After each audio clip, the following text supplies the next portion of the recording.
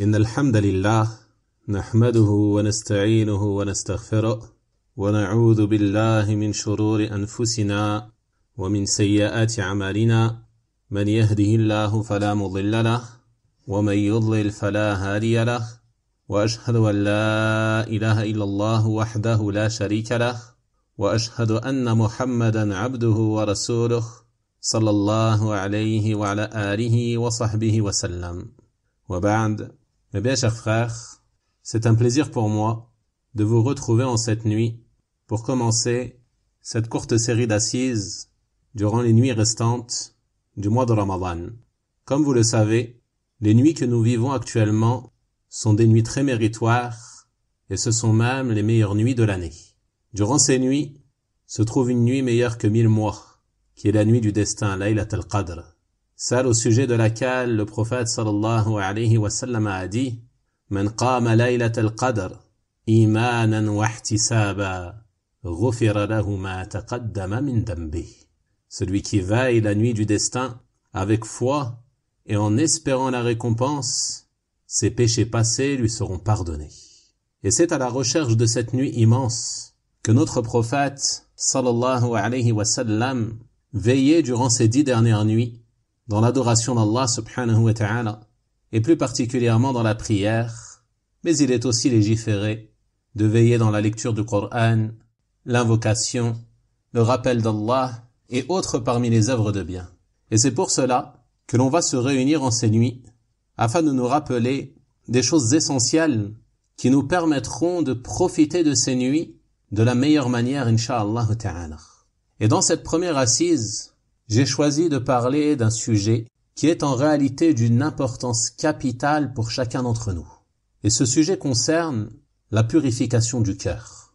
L'imam Muslim, rahimahullah ta'ala, rapporte d'après Abu Huraira, radiyallahu anhu, que le prophète sallallahu alayhi wa sallam a dit « Allah ne regarde ni vos corps, ni vos apparences, mais il regarde vos cœurs et vos œuvres. » Allah ne regarde ni vos corps ni vos apparences, mais il regarde vos cœurs et vos œuvres. Tu vois donc dans ce hadith que la purification du cœur est une chose d'une importance immense. C'est pour cela que les serviteurs vertueux ont pour habitude d'implorer Allah subhanahu wa ta'ala afin qu'il purifie leur cœur, qu'il les réforme et les préserve de toute déviance. Allah subhanahu wa ta'ala a dit dans le Coran, mentionnant l'invocation de ses serviteurs vertueux, « Rabbana la tuzigh qulubana ba'da idh hadaytana wa hab lana min ladunka rahma innaka antal wahhab. » Ô notre Seigneur, ne laisse pas dévier nos cœurs après que tu nous aies guidés et accorde-nous ta miséricorde, c'est toi certes le grand donateur. Et il faisait partie des invocations du prophète sallallahu alayhi wa sallam, par lesquels il n'avait de cesse d'invoquer Allah subhanahu wa ta'ala. Allahumma ya muqallib al-qulub, thabbit qalbi ala dinik. Ô toi qui retournes les cœurs, raffermis mon cœur sur ta religion. Le prophète sallallahu alayhi wa sallam, qui était le meilleur des hommes, le plus pieux des hommes, le plus vertueux des hommes, celui à qui Allah subhanahu wa ta'ala a pardonné ses péchés passés et ses péchés futurs, il multipliait cette invocation. Et lorsqu'il fut interrogé à ce sujet, il répondit que les cœurs sont entre deux des doigts d'Allah et qu'il les retourne comme il veut. Demande donc à Allah subhanahu wa ta'ala de raffermir nos cœurs et de les purifier de tout ce qui pourrait les souiller. Et parmi les choses qui te démontrent qu'il t'incombe de donner une grande importance à la purification de ton cœur, il y a le fait que si ton cœur est bon, alors c'est tout ton corps et toutes les œuvres de ton corps qui seront bons. Si ton cœur est empli de tawhid, est empli de foi, est empli de crainte d'Allah, d'espoir en Allah, de confiance en Allah, alors les œuvres de ton corps seront forcément bonnes, incha'Allah ta'ala. Et les membres de ton corps, ils vont alors se conformer à l'obéissance à Allah et s'éloigner des péchés. Mais si tu n'accordes pas d'importance à la purification de ton cœur, que ton cœur est mauvais, que ton cœur est souillé par certaines formes de polythéisme mineur par exemple, ou alors par certains péchés, certaines désobéissances, alors c'est tout ton corps qui sera mauvais. Demande à Allah subhanahu wa ta'ala de nous en préserver et de purifier nos cœurs. Le prophète sallallahu alayhi wa sallam a dit dans le hadith authentique rapporté par les imams al-Bukhari et Muslim rahimahumallahu ta'ala, n'est-ce pas qu'il y a dans le corps une bouchée de chair qui, si elle est bonne, c'est tout le corps qui est bon. Et si elle est corrompue, c'est tout le corps qui est corrompu. Et certes, c'est le cœur. Donc ceci est une preuve explicite de l'importance que chacun d'entre nous doit donner à la purification de son cœur. Et parmi les preuves qui te démontrent cela également, il y a le fait que tu ne seras récompensé et rétribué pour tes œuvres qu'en fonction de ce qui se trouve dans ton cœur comme intention. Médite à ce sujet sur ce célèbre hadith rapporté par Al-Bukhari et Muslim rahimahumallahu ta'ala, d'après Omar ibn al-Khattab radiyallahu anhu, dans lequel le prophète sallallahu alayhi wa sallam nous dit: les œuvres ne valent que par les intentions, et chacun sera rétribué en fonction de ses intentions. Et cette intention, où se trouve-t-elle? Est-ce qu'elle se trouve sur la langue? Est-ce qu'elle se trouve à travers les membres du corps? Non. Cette intention, elle se trouve dans ton cœur.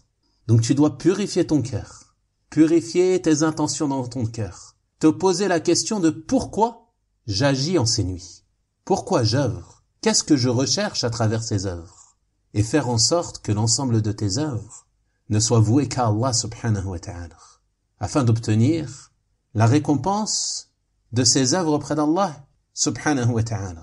Et ceci est la chose la plus importante par laquelle il convient de purifier ton cœur. Le fait d'être sincère, de vouer un culte exclusif à Allah subhanahu wa ta'ala, de ne rechercher à travers l'accomplissement de l'ensemble de tes œuvres que la satisfaction d'Allah subhanahu wa ta'ala et la récompense qu'il y a auprès de lui. Lorsque tu viens dans cette mosquée pour faire la prière de l'Isha, puis ensuite la faire suivre de la prière de nuit, puis que tu restes à attendre la prochaine prière, en veillant dans l'adoration d'Allah subhanahu wa ta'ala, dans la lecture du Coran, dans le dhikr, dans le rappel d'Allah, dans l'apprentissage de choses profitables pour ta religion. Tu ne dois accomplir cela que pour rechercher la satisfaction d'Allah subhanahu wa ta'ala. Prends garde à ne pas faire cela par ostentation, pour rechercher les compliments des gens, pour que l'on dise de toi que tu es quelqu'un de vertueux qui fait des efforts durant ces nuits. Également, je m'adresse ici plus particulièrement à nos jeunes frères parmi les jeunes adultes ou les enfants. Tu ne dois pas faire cela pour faire plaisir à tes parents. Si tu es ici pour faire plaisir à tes parents seulement, alors tu ne profites en rien du fait de rester à la mosquée. Mais tu dois faire cela pour obtenir la satisfaction de ton Seigneur subhanahu wa ta'ala. Tu ne viens pas non plus à la mosquée parce que tu vas y retrouver tes amis, pour discuter avec eux ou pour t'amuser, non. Mais tu veilles en ces nuits seulement pour obtenir la satisfaction de ton Seigneur subhanahu wa ta'ala. Et si telle est ton intention dans l'adoration, alors insha'Allah ta'ala, tu pourras espérer être un adorateur sincère et espérer également que tes adorations et tes œuvres soient pieuses et acceptées d'Allah subhanahu wa ta'ala. Allah subhanahu wa ta'ala nous dit dans son noble livre: وَمَا أُمِرُوا إِلَّا لِيَعْبُدُوا اللَّهَ مُخْلِصِينَ لَهُ الدِّينَ مُخْلِصِينَ لَهُ الدِّينَ حُنَفَاءَ وَيُقِيمُوا الصَّلَاةَ وَيُؤْتُوا الزَّكَاةَ وَذَلِكَ دِينُ الْقَيِّمَةِ. Il ne leur a été ordonné que d'adorer Allah, lui vouant un culte exclusif, vouer leurs adorations à Allah, d'accomplir la prière, d'acquitter la zakat, et voilà la religion de droiture. Médite bien sur ce verset. La première chose qui a été mentionnée dans celui-ci est d'adorer Allah comment? En lui vouant un culte exclusif. L'objectif, ce n'est pas seulement de prier. L'objectif, ce n'est pas seulement de donner la zakat. L'objectif, ce n'est pas seulement de jeûner, de faire le pèlerinage, de lire le Coran, de rester à la mosquée, etc. Mais l'objectif, ce qui est attendu de nous, c'est que ces œuvres, ces actes, ne soient voués qu'à Allah subhanahu wa ta'ala. Et c'est ça qui va faire la différence entre le serviteur sincère et l'hypocrite. Ou alors, celui qui est touché par l'impureté du polythéisme mineur comme l'ostentation. Car celui qui est hypocrite, il se peut qu'il prie, il se peut qu'il jeûne, qu'il vienne à la mosquée, qu'il donne des aumônes, mais il n'est pas sincère dans ses œuvres. Il fait cela seulement pour obtenir l'agrément des gens, pour se faire accepter dans son entourage, par sa famille et par ses proches. en se faisant passer pour un musulman. Mais en réalité, l'hypocrite, il ne voue pas le culte à Allah. Il n'est pas sincère, il n'est pas véridique. Et de la même manière, il se peut qu'un musulman soit touché dans certaines de ses œuvres par l'ostentation, la recherche des éloges des gens, ou la recherche de la satisfaction de ses parents, ou autre chose semblable. Et ceci vient entacher son cœur et le priver de la récompense de certaines de ses œuvres. Nous devons donc faire de grands efforts avant tout pour distinguer nos œuvres, distinguer nos actions par la sincérité, en purifiant nos cœurs de toute forme de polythéisme, de toute forme d'ostentation, de toute forme de recherche d'éloges ou de compliments, et de tout ce qui s'oppose à la sincérité, afin que nos œuvres soient acceptées bi'idhnillahi ta'ala. Le prophète sallallahu alayhi wa sallam a dit dans un hadith authentifié par l'imam al-Albani rahimahullah ta'ala, certes Allah n'accepte des œuvres que celles qui lui sont vouées exclusivement. Et dans le hadith al-Qudsi, Allah subhanahu wa ta'ala a dit, je suis celui qui se passe le plus d'associés, celui qui accomplit une œuvre dans laquelle il m'associe autre que moi, je le délaisse lui et son association. Je le délaisse lui et son association. Il ne tirera pas profit de cette œuvre. Il n'aura aucune récompense pour cette œuvre. Et c'est pour cela qu'il nous incombe d'être sincères. Allah subhanahu wa ta'ala dit dans son noble livre, Man kana yuridu al-hayata ad-dunya wa zinataha, nuwaffi ilayhim a'malahum fiha, wa hum fiha la yubkhasun. Ceux qui veulent la vie présente avec sa parure, nous les rétribuerons selon leurs actions ici-bas sur terre, sans que rien ne leur en soit diminué. Ulaika alladhina laysa lahum fil akhirati illa an-nar. Ceux-là sont ceux qui n'auront rien dans l'au-delà, si ce n'est le feu. Wa habita ma sana'u fiha wa batilun ma kanu ya'malun. Ce qu'ils auront fait ici-bas sera un échec, et sera vain ce qu'ils auront œuvré. Demande à Allah subhanahu wa ta'ala de nous en préserver, de nous préserver de l'annulation de nos œuvres, et de nous préserver de faire partie de ceux dont les œuvres sont réduites en poussière.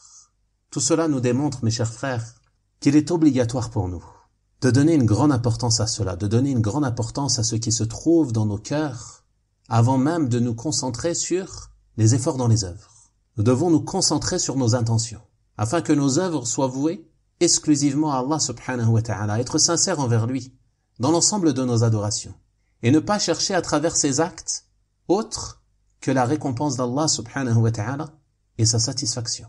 Tout acte et toute parole par lesquelles tu recherches la rétribution d'Allah subhanahu wa ta'ala doivent être purifiés de tout ce qui pourrait les corrompre, de tout ce qui pourrait les rendre invalides, de tout ce qui pourrait en diminuer la récompense. Et entre dans cela, comme on a dit, l'ostentation, l'amour des éloges des gens, et tout ce qui ressemble parmi les choses qui s'opposent à la sincérité. Comme on a dit, quand tu viens à la mosquée, tu dois te poser cette question. Et sans cesse te rappeler, qu'est-ce que je fais ici dans cette mosquée? Pourquoi je suis là?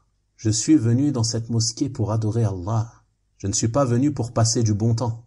Je ne suis pas venu pour profiter d'un repas ou profiter de l'ambiance, non. Je suis venu dans cette mosquée pour me rapprocher d'Allah subhanahu wa ta'ala en lui vouant exclusivement mes œuvres, à commencer par la prière, l'invocation, la lecture du Coran, le rappel d'Allah, et ainsi de suite parmi les œuvres que vous pouvez accomplir durant ces nuits. Car Allah subhanahu wa ta'ala n'accepte de nos œuvres que celles qui lui seront vouées exclusivement. Et c'est pour cela que si l'on médite sur la situation de nos pieux prédécesseurs, rahimahumullah ta'ala, on verra qu'ils prodiguaient des efforts immenses pour corriger avant tout leurs intentions. Ils ne se souciaient pas seulement de l'œuvre en elle-même. Pour eux, elle était simple. Pour eux, c'était très simple de veiller toute la nuit en prière. Ils ne trouvaient pas de difficulté en cela comme beaucoup d'entre nous peuvent le ressentir. Pour eux, veiller la nuit en prière, terminer le Coran à plusieurs reprises durant le mois de Ramadan, c'était une chose simple. Mais eux, ce dont ils se souciaient, c'est que leurs œuvres soient bonnes et préservées de toute chose pouvant les priver de la récompense de cette œuvre, ou alors ne serait-ce que diminuer la récompense. Et c'est pour cela qu'ils donnaient une grande importance à leur intention. Et certes, cette intention, elle n'est pas facile à purifier. Imam Ahmad rahimahullah ta'ala a dit à ce sujet, l'affaire de l'intention est difficile. C'est pour cela que ça demande des efforts de chacun d'entre nous quotidiennement, afin de nous corriger, de nous préserver de toute recherche d'autre que la satisfaction d'Allah subhanahu wa ta'ala. Sufyan al-Thawri rahimahullah ta'ala a dit: je n'ai pas soigné une chose plus difficile pour moi que mon intention. Un imam parmi les imams des salaf qui nous dit cette parole. Je n'ai pas soigné une chose plus difficile pour moi que mon intention. Pourquoi? Il nous explique la cause. Car elle se retourne contre moi. Elle est très difficile à purifier. Un autre a dit: purifier l'intention de sa corruption est plus difficile pour ceux qui œuvrent que les longs efforts. Purifier l'intention de sa corruption est plus difficile pour ceux qui œuvrent que les longs efforts. Rester éveillé toute la nuit en adoration, c'est une chose qui est accessible à chacun d'entre nous. Chacun d'entre nous, s'il se ménage, qu'il fait les efforts pour cela, il peut arriver à rester éveillé toute une nuit, en prière, dans la lecture du Coran, dans le dhikr, etc. Mais purifier l'intention de sa corruption, c'est cela qui est difficile. Et c'est cela l'objectif le plus difficile à atteindre. Et c'est pour cela que d'autres ont dit: la chose la plus précieuse de ce bas monde est la sincérité. C'est la chose la plus précieuse. Al-ikhlas. Que tes œuvres soient vouées exclusivement à Allah subhanahu wa ta'ala. Et il dit aussi: et nombreux sont les efforts que je prodigue pour délivrer mon cœur de l'ostentation, mais c'est comme si elle repoussait sous une autre couleur. Et cette parole est rapportée de Yusuf ibn al-Hussein rahimahullah ta'ala. Donc tout ceci nous démontre, mes chers frères, qu'il est d'une grande importance pour nous d'être sincères envers nous-mêmes, d'être conscients que ceci doit être notre priorité, notamment durant ces nuits, durant lesquelles chacun fait des efforts pour rechercher à être pardonné, à s'élever en degré auprès d'Allah subhanahu wa ta'ala et à profiter des mérites de ces nuits. Mais pour en profiter réellement, il est impératif que chacun d'entre nous revoie son intention et qu'il délivre son intention de tout vice, de tout défaut, de toute chose pouvant la corrompre. Car, comme on l'a vu dans le hadith, les œuvres sont rétribuées selon leurs intentions et chacun sera rétribué en fonction de son intention. Je demande donc à Allah subhanahu wa ta'ala de purifier nos cœurs, de nous préserver de toute forme de polythéisme, majeur ou mineur, et de nous aider à ne rechercher à travers nos œuvres que sa satisfaction et sa récompense subhanahu wa ta'ala. Wa sallallahu wa sallim wa barik ala nabiyyina Muhammad wa ala alihi wa sahabatihi ajma'in walhamdulillahi rabbil alamin wa barakallahu fikum.